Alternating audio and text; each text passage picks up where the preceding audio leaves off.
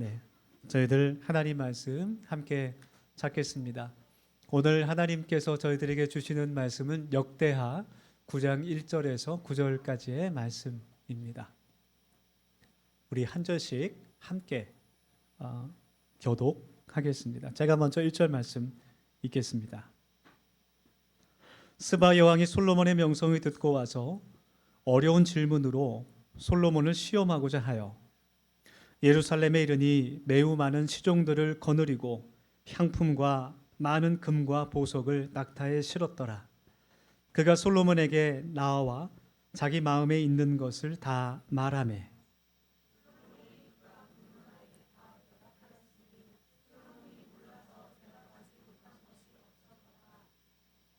스바 여왕이 솔로몬의 지혜와 그가 건축한 궁과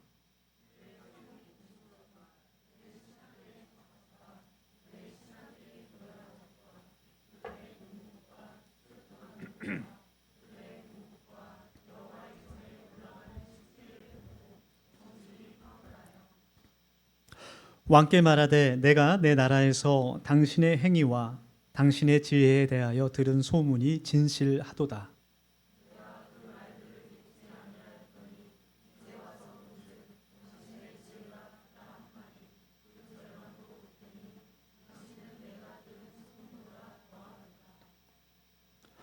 복되도다 당신의 사람들이여, 복되도다 당신의 이 신하들이여, 항상 당신 앞에 서서 당신의 지혜를 들음이로다.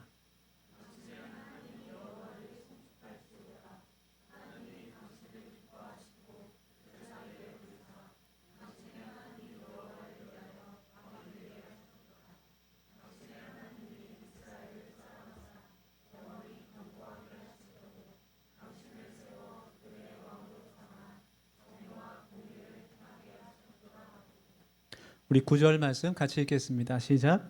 이에 그가 금 120달란트와 매우 많은 향품과 보석을 왕께 드렸으나 스바 여왕이 솔로몬 왕께 드린 향품 같은 것이 전에는 없었더라. 아멘. 네, 우리 한 번만 더 옆에 분 인사하겠습니다. 보고 싶었습니다. 그렇게 따뜻하게 인사하겠습니다. 네, 우리 추석 잘 지내셨는지 모르겠어요. 맛있는 거 많이 드셨나요? 네, 저는 많이 먹었습니다. 우리 모두가 항상 생각나고 보고 있지 않으면 보고 싶고 서로 또 기도할 수 있는 그런 신앙 가족 공동체가 되기를 소망합니다. 머니볼이라는 영화가 있습니다. 2011년에 개봉했던 오래된 영화입니다. 실화를 바탕으로 하고 있는데요. 미국의 야구팀 가운데 하나인 오클랜드 애슬레티스의 단장을 맡고 있던 빌리 빈이라는 그런 단장의 이야기를 실화로 다루고 있는 그런 영화입니다. 이 오클랜드 애슬레티스 야구팀은 굉장히 가난한 팀이었어요.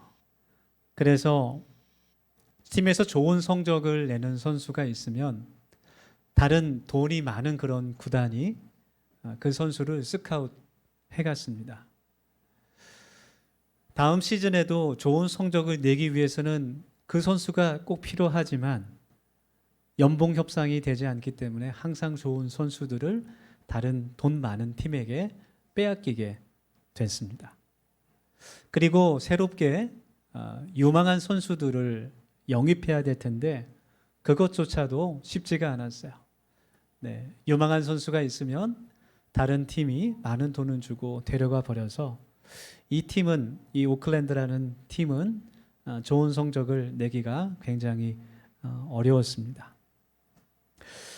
단장이었던 이 빌리 빈이라는 사람이 기존의 그 스카우팅 기법에 회의감을 느끼고 새로운 방법을 찾게 됩니다. 기존의 그 스카우터들이 선수를 영입하는 방법은 자신의 경험 혹은 그 선수가 가진 스타성, 외모라든지 또 신체 조건이라든지 그리고 가장 중요했던 것은 스카우터의 직감이었어요. 내가 오랜 경험으로 봤을 때 이 선수가 앞으로 크게 될 가능성이 많다. 그런 주관적인 판단이 선수들을 스카우트하는데 굉장히 중요한 평가 기준이 되었던 때였습니다. 그렇지만 빌리는 그 선수들의 데이터를 통계내고 분석하고 그동안 저평가됐던 선수들에게 눈을 돌리기 시작해요. 여러 가지 이유로 저평가됐던 선수들, 예를 들어서 심한 부상을 당했다든지 아니면 사생활에 문제가 있었다든지 아니면 이제는 전성기 때의 나이를 지나갔다든지 잘못된 포지션에서 뛰어서 성적이 좋지 않다든지 그런 선수들을 낮은 연봉으로 스카우트해서 팀을 새롭게 만들어 나갑니다. 그러는 과정이 쉽진 않았습니다. 참으로 어려웠습니다. 가장 큰 어려움은 기존에 어떤 그런 스카우트 제도에 익숙해 있던 구단의 임원들, 감독들, 코치진들의 반발이었어요. 네. 저평가된 선수들을 영입할 때마다 계속해서 반대를 합니다. 네. 여러 가지 이유를 대면서 많은 이유를 들이대면서 절대로 그 선수를 데려와서는 안 됩니다. 그들이 가지고 있던 편견과 고집과 경험과 그동안 해왔던 그런 습관들이 갈등을 일으키게 되고 많은 어려움을 겪게 되지만 결국은 그 선수들을 영입해서 팀을 만들어 나가고 1995년 역사상 처음으로 구단 역사상 처음으로 20연승을 달성하게 돼요. 아쉽게 우승하진 못했지만 그 이후로 많은 구단들이 그 방식을 사용해서 선수들을 영입하게 됩니다. 빌리빈 단장이 그동안 선수들을 평가했던 기준이었던 스카우터들의 경험과 그런 직감, 그것을 도전해서 그 편견과 고집을 깨뜨립니다. 어쩌면 우리들도 비슷한 실수를 할 때가 많은 것 같습니다. 오늘 하나님의 말씀을 함께 나누면서 우리가 가진 그런 고집과 편견을 깨뜨려 버리는 그런 은혜가 있기를 소망합니다. 오늘 하나님의 말씀은 하나님께서 우리들을 바라보실 때, 사람들을 바라볼 때 어떠한 평가를 기준으로 삼으시는지를 잘 보여주시는 그런 말씀이에요. 하나님께서 바라보시는 그 평가의 기준은 우리가 갖고 있는 것과는 많이 다릅니다. 하나님께서 귀하시게 여기는 일, 그 일은 우리가 중요하게 생각하고 귀하게 여기는 일과는 많은 차이가 있다라는 겁니다. 오늘 성경 말씀은 지혜의 왕이었던 솔로몬에게 한 손님이 찾아온 이야기를 담고 있는데요. 그 사람은 스바의 여왕이었어요. 스바라는 나라의 여왕이었습니다. 이 스바라는 나라가 지금의 어떤 곳인지 예멘이라는 그런 설도 있어요. 예멘의 고대 국가였던 스바라는 나라였을 것이다 라는 설도 있고 에디오피아였을 것이다 라는 그런 설도 있습니다. 어쨌든 아라비아 반도 남쪽 서쪽 끝에 있던 아주 먼 곳에서 스바 여왕이 많은 그런 무리를 수행원들을 데리고 또 솔로몬 왕에게 바칠 많은 예물들을 데리고 가지고 솔로몬 왕을 방문했습니다. 마태복음 12장에서 보면 예수님도 스바 여왕을 언급하셨는데 남방 끝에 있다고 말씀하시죠. 그래서 예루살렘과는 상당히 먼 거리였을 것 같아요. 그렇게 먼 곳까지도 솔로몬의 지혜가 널리 소문이 퍼져 있었다는 것이죠.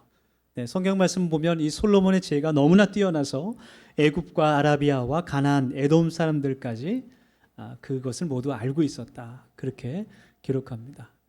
지금 같으면 터치 몇 번이면 정말 지구 반대편의 소식도 금방금방 찾아볼 수 있는 시대지만 그때는 말로, 구전으로 전달할 수밖에 없는 시대였어요. 그렇게 먼 곳에 있는 남방 끝에 있는 스바 여왕까지 솔로몬의 그 명성을 알 정도로 그 지혜의 소문이 널리 퍼져 있었습니다. 스바 여왕은 지혜를 시험해 보고 싶어서 얼마나 솔로몬의 지혜가 뛰어난지 그것을 경험하고 싶어서 솔로몬을 찾아왔습니다. 전에 내려오는 이야기에 의하면 스바 여왕도 지혜가 뛰어난 사람이었던 것 같아요. 남방의 현인으로 불렸습니다. 그래서 아마 스바 여왕도 솔로몬에게 왔을 때 아주 대답하기 어려운 그런 많은 그런 인생의 복잡한 문제들, 질문들을 가지고 왔을 거예요. 쉽게 대답할 수 없는 그런 많은 문제들을 질문들을 솔로몬에게 물었을 때 솔로몬이 막힘없이 명쾌하게 답을 해 주었습니다.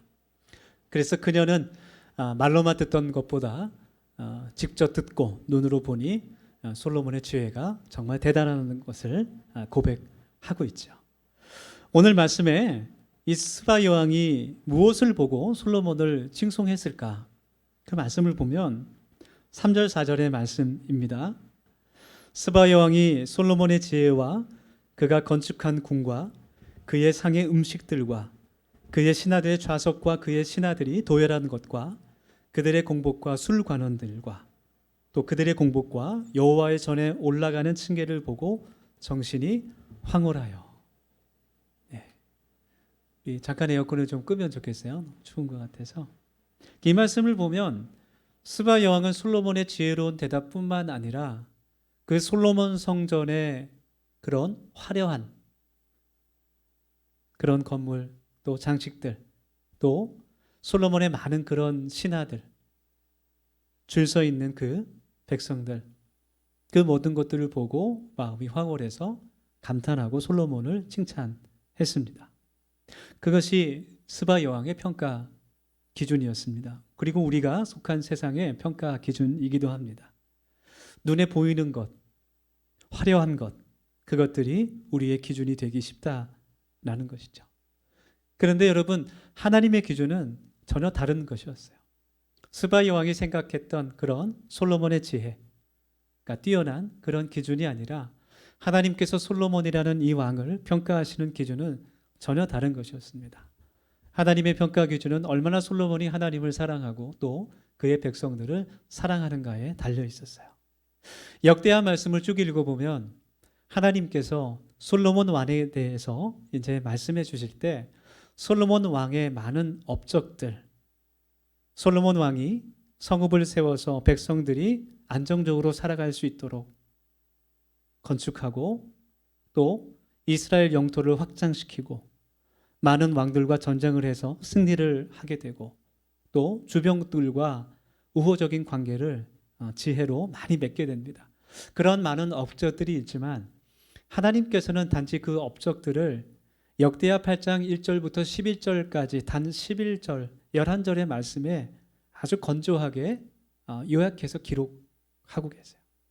그런데 역대하 1장부터의 말씀을 읽어보면 역대하 1장에서는 솔로몬이 하나님께 지혜를 구한 이야기들, 그리고 2장부터 4장까지는 하나님을 위해 다윗이 하지 못했던 그 성전을 건축한 이야기들, 그리고 5장에서는 언약궤를 성전으로 옮기는 그 과정들을 기록하고 있고 6장부터 7장까지는 성전을 건축한 이후에 하나님께 기도를 드리며 또 봉헌하는 그 말씀들을 기록하고 있어요.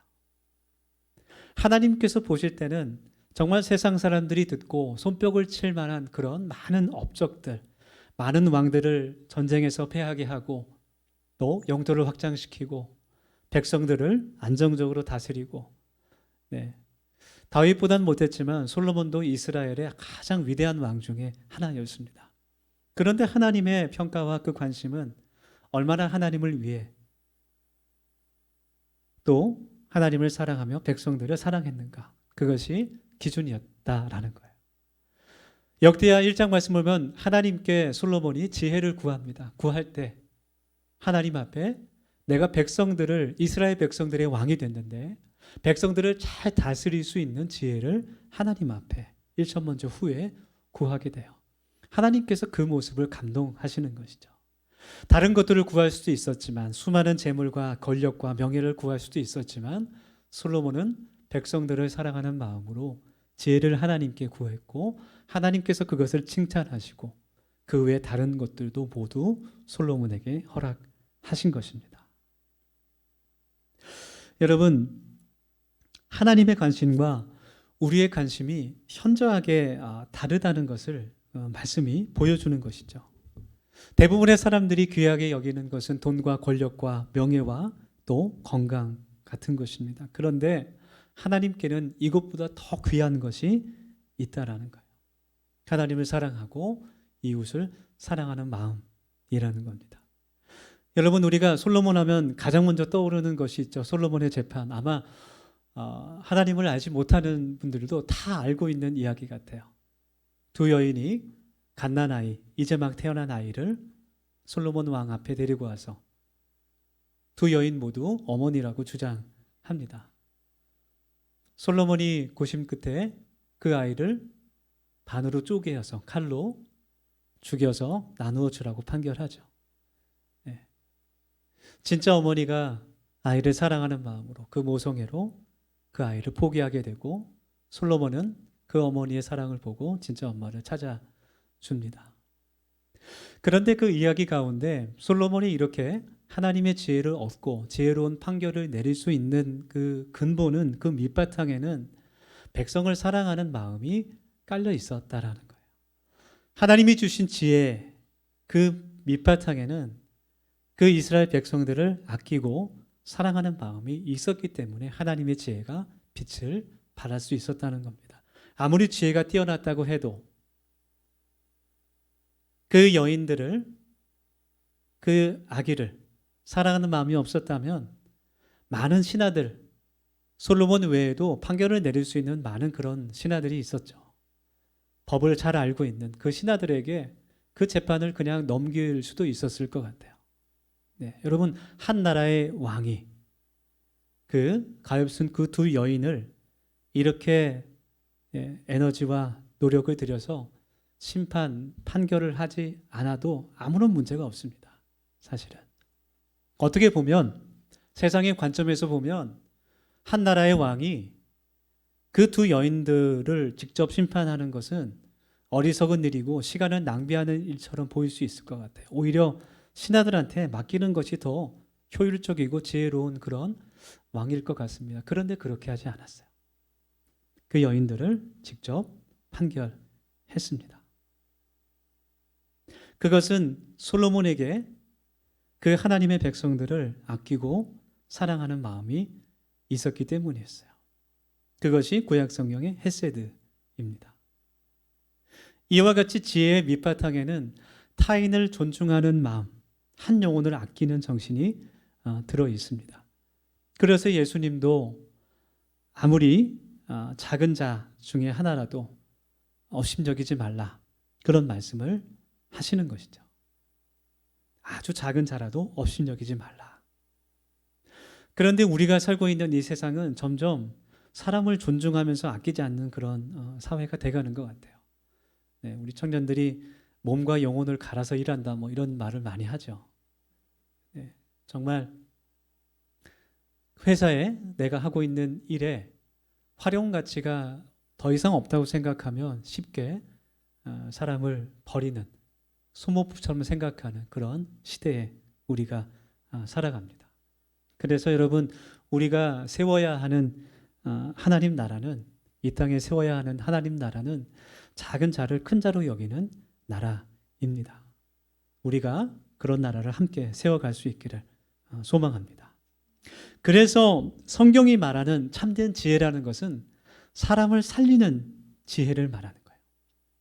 성경의 수많은 이야기가 그것들을 증거합니다. 지혜로운 사람은 사람을 살립니다. 그리고 그 지혜는 사랑으로부터 오게 되는 거예요. 여러분, 만약에 솔로몬에게 그 영혼을 사랑하는 마음이 없었다면 하나님의 지혜가 이렇게 빛을 발하지 못했을 거예요. 제가 여러분께 질문하겠습니다. 예수님께서 왜 십자가를 지셨습니까? 왜 예수님께서 그 고통과 수치와 고난을 당하셨습니까? 저와 여러분들을 살리시기 위해서, 저와 여러분을 사랑하시기 때문에 그 고통을 당하셨습니다. 다시 말해서 우리들은 이미 넘치도록 충분하게 그 사랑을 받은 사람들이라는 거예요. 그것을 우리가 깨달을 수 있어야 됩니다. 이 시간 정직하게 내 마음에 한번 질문해 봅시다. 여러분, 예수님의 십자가의 그 희생이, 그 사랑이 나를 위한 것이었음을 여러분 믿습니까? 그것이 믿어집니까? 정말 마음속에 믿어집니까? 아직 믿어지지 않는다면 그 예수님을, 십자가에 달리신 예수님을 내가 만나야 됩니다. 내가 경험할 수 있어야 돼요. 십자가를 바라보며 그 사랑이 나를 위한 것이었음을 내가 결단함으로 믿는 것이 아닙니다. 하나님께서 우리에게 그 은혜를 주셔야 내가 믿을 수 있게 되는 거예요. 그 은혜를 하나님께 간구해야 됩니다.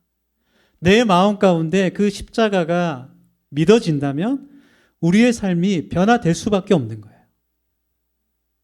여러분, 하나님은 만홀히 여김을 받으실 분이 아니라고 성경에 기록되어 있어요.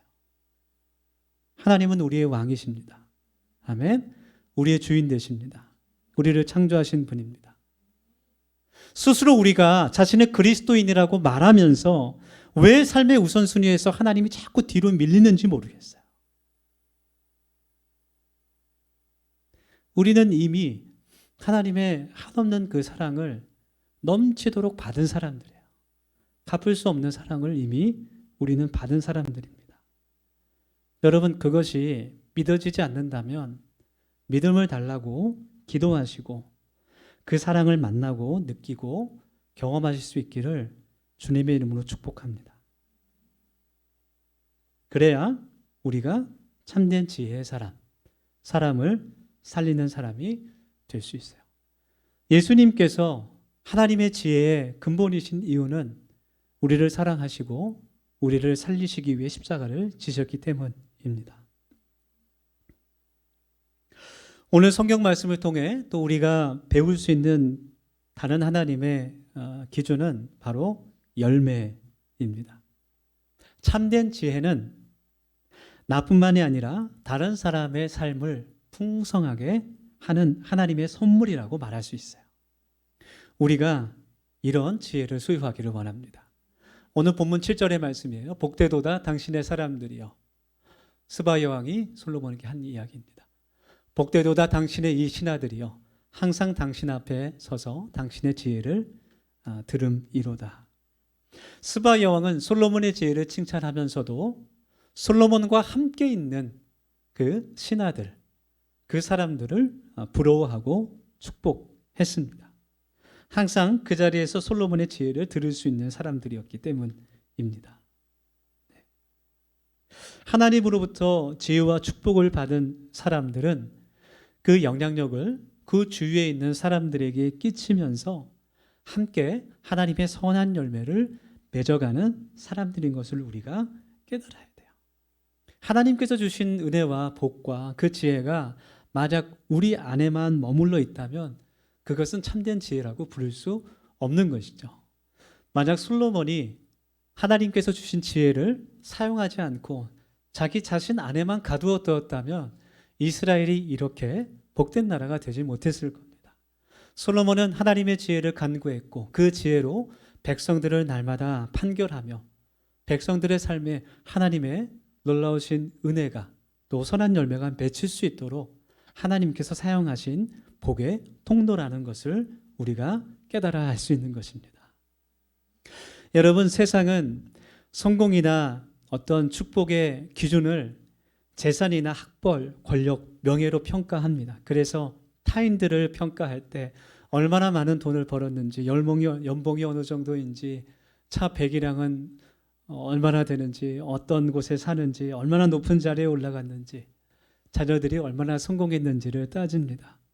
물론 그것들도 하나님께서 주신 복이지만 더 큰 복이라는 것은 그 주위에 있는 사람들까지도 선한 열매를 맺을 수 있는, 만약 그 사람이 받은 것이 많지 않고 통장에 막 매덕이 되는 잔고가 없을지라도 그 사람 때문에 그 가족과 이웃들이 행복해할 수 있고 또 두려움과 어려움 가운데 평안과 위로의 말을 들을 수 있고 하나님을 위해 함께 믿음으로 기도할 수 있다면 그 사람이 정말 복된 지혜의 사람이라는 것이죠. 여러분, 그래서 하나님의 말씀, 하나님의 지혜는 우리의 삶을 통해 그것이 완성되게 되는 거예요. 하나님의 말씀을 통해 우리가 지혜를 얻게 되었을 때 그 지혜는 우리의 순종을 통해서 꽃을 피게 되는 겁니다. 마음속에 감동하고 그대로 있는다면 그 지혜가 내 안에서 뻗어나가지 못하게 되는 거예요. 그러나 내가 그 말씀을 순종하며 살아간다면 그 하나님의 말씀으로부터 오는 지혜가 이 세상에 하나님 나라로 뽑히게 될 줄 믿습니다. 예를 들어서 요셉과 같은 사람이죠. 요셉은 가는 곳마다 하나님께서 동행하신다, 그렇게 기록하고 있어요. 그 삶을 보면 참 평탄하지 않은 삶이었지만 창세기 37장에서 꿈을 잘못 해석해서 형들의 질투를 사서 종으로 팔려갑니다. 보디발의 집에서 노예의 신분이었지만 하나님께서 그와 함께 하심으로 형통하게 하셔서 그 보디발의 집이 은혜를 얻게 돼요. 억울한 누명으로 보디발의 아내를 유혹했다는 억울한 누명 때문에 감옥에 들어갑니다. 감옥은 인생의 끝이라고 불리는 곳이에요. 그러나 그 속에서도 하나님께서 함께 하심으로 그 감옥에 있는 사람들이 하나님의 복을 받게 됩니다. 애굽의 총리가 되어서 바로의 꿈을 해석했을 때 요셉과 그 요셉의 가족들과 이스라엘만 복을 받은 것이 아니라 이집트와 그 주변에 있는 모든 나라들까지도 7년의 흉년 동안 굶어 죽지 않는 그 생명을 구원받는 놀라운 은혜를 하나님께서 베풀어 주신 것입니다.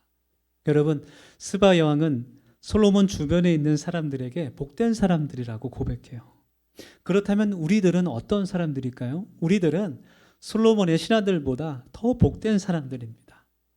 누구보다도 위대하며 진실하며 공의로우신 하나님께서 우리와 함께 하시고 우리가 날마다 그 하나님의 말씀을 들을 수 있기 때문이에요. 네, 얼마나 참 좋은 세상이에요. 네, 마음만 먹으면 24시간 말씀을 들을 수 있는 시대에 우리가 살고 있습니다. 그런데 홍수가 날 때 식수가 부족하듯이 어쩌면 우리가 말씀에 더욱더 그런 깊은 갈증을 느끼는 그런 세대 가운데 살아가는지 모르겠습니다. 여러분, 하나님의 말씀을 더욱더 사랑하고 그 말씀을 우리의 삶에서 더욱더 순종할 수 있는 우리 복된 우리 더시온 모든 가족들이 될 수 있기를 간절히 원합니다. 하나님의 말씀에서 오는 그런 지혜를 스바 여왕이 칭송했던 것처럼 또 우리들에게도 하나님의 지혜가 필요한 많은 사람들, 그 사람들을 하나님께서 만나게 하실 거예요. 정말 거짓이 판을 치는 이 세상 가운데 우리가 하나님의 말씀으로 무장해서 하나님의 진리를 전해줄 수 있는 우리 복된 하나님의 사람들이 될 수 있기를 간절히 원합니다. 하나님께서 우리들에게 지혜를 주셔서 우리의 주위에 있는 모든 사람들까지도 선한 열매를 맺으며 하나님의 복된 사람으로 자라날 수 있는 그런 축복의 통로가 되는 저와 여러분 될 수 있기를 예수님의 이름으로 축복합니다. 우리 함께 하나님 주신 말씀을 마음에 새기면서 우리 결단하며 기도하겠습니다. 우리 세 가지 기도 제목 함께 같이 기도하겠습니다. 첫 번째로 기도할 때 하나님, 우리 안에 예수님의 마음을 부어주시옵소서. 하나님을 사랑하며 내 옆에 있는 사람을 사랑하는 마음, 그것이 참된 지혜임을 깨닫고 생명을 살리며 위로하는 소망을 주는 사람 되게 하여 주시옵소서. 두 번째로 기도합니다. 하나님께 받은 지혜와 축복이 다른 사람들에게 흘러갈 수 있도록 주님 도와주시고 그 지혜를 자신에게만 사용하는 것이 아니라 타인에게도 선한 영향력을 끼칠 수 있는 도구 되게 하옵소서. 세 번째로 함께 기도합니다. 더시움 교회가 하나님의 말씀을 더욱 사랑하는 교회 되게 하여 주옵소서. 큐티를 통해 매일매일 말씀과 동행하며 그 말씀을 지키며 순종하는 살아있는 신앙 되게 하옵소서. 우리 같이 이 시간 통성으로 기도하겠습니다. 같이 기도합니다. 하나님, 우리 안에 주신 하나님의 이 말씀을 저희들이 붙들고 살아가게 도와주시고 하나님의 그 말씀의 자리, 은혜의 자리를 늘 기억하며 살아갈 수 있도록 하나님 인도하여 주시옵소서. 하나님께서 우리에게 봐주신 그 지혜로 말미암아 우리의 가정과 또 우리의 직장과 우리의 삶의 모든 영역들이 하나님의 복된 나라로 변화될 수 있기를 간절히 소망합니다. 하나님 우리를 사용하여 주시고 또 하나님의 말씀을 더욱더 사모하며 그 말씀 가운데 순종하며 살아갈 때 순종을 통해 하나님의 말씀의 지혜가 완성될 수 있도록 하나님 은혜 베풀어 주시고 그 지혜로 말미암아 하나님 우리의 모든 삶이 더욱더 풍성하여 될 수 있도록 하나님 인도하여 주시옵소서. 하나님 우리의 삶의 모든 어려운 문제들을 답을 알고 계시는 그 하나님께 기도하며 나아갈 수 있는 저희가 될 수 있도록 도와주시고 하나님께서 말씀을 주시고 은혜를 주시는 그 자리를 사모하며 참여할 수 있는 우리 모두가 될 수 있도록 하나님께서 함께하여 주시옵소서. 하나님 주님께서 인도하여 주시는 함께하옵나이다. 하나님 많은 하나님 이유가 있지만 한계가 있지만 하나님께서 기뻐하시는 분으로 살아갈 수 있는 저희 되게 하여 주시옵소서. 너희 중에 누구든지 지혜가 부족하거든 모든 사람에게 후히 주시고 꾸짖지 아니하시는 하나님께 구하라. 그리하면 주시리라는 그 말씀 저희들이 기억하며 하나님 기도합니다.